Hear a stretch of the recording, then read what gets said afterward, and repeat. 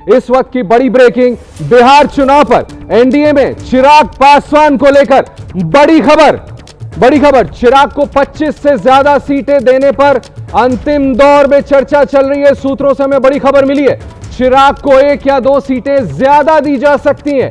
इस पर फैसला संभव है। सूत्रों से बड़ी जानकारी, चिराग की पार्टी को 27 से 28 सीटें दी जा सकती हैं। बड़ी खबर है ये। एनडीए में सहयोगी दलों की मांगों पर अंतिम चर्चा जारी है।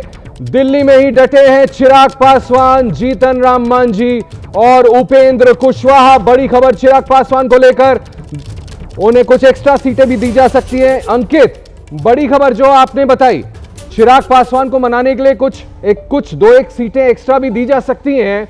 एक तो ये बड़ी खबर बताएं, और अगर उनको ज्यादा सीटें दी जा रही हैं तो ये बाकी के 2 लोग कैसे इनको अकोमोडेट किया जाएगा?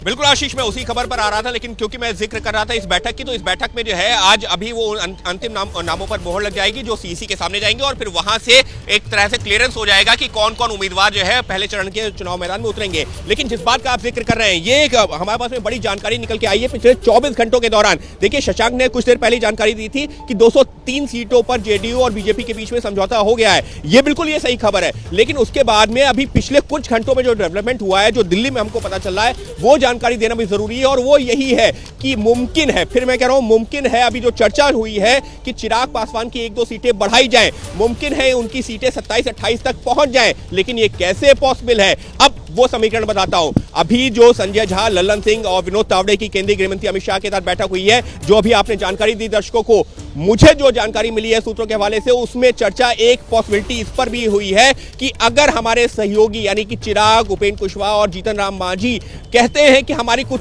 सीटें बढ़ा दी जाएं, तो फिर कैसे होगा? तो वहां पर जेडीयू और बीजेपी को बड़ी पार्टी होने के नाते सैक्रिफाइस करना पड़ सकता है। लेकिन कितनी सीटें? एक सीट और सैक्रिफाइस करनी पड़ सकती है, यानी कि जो 203 का आंकड़ा है,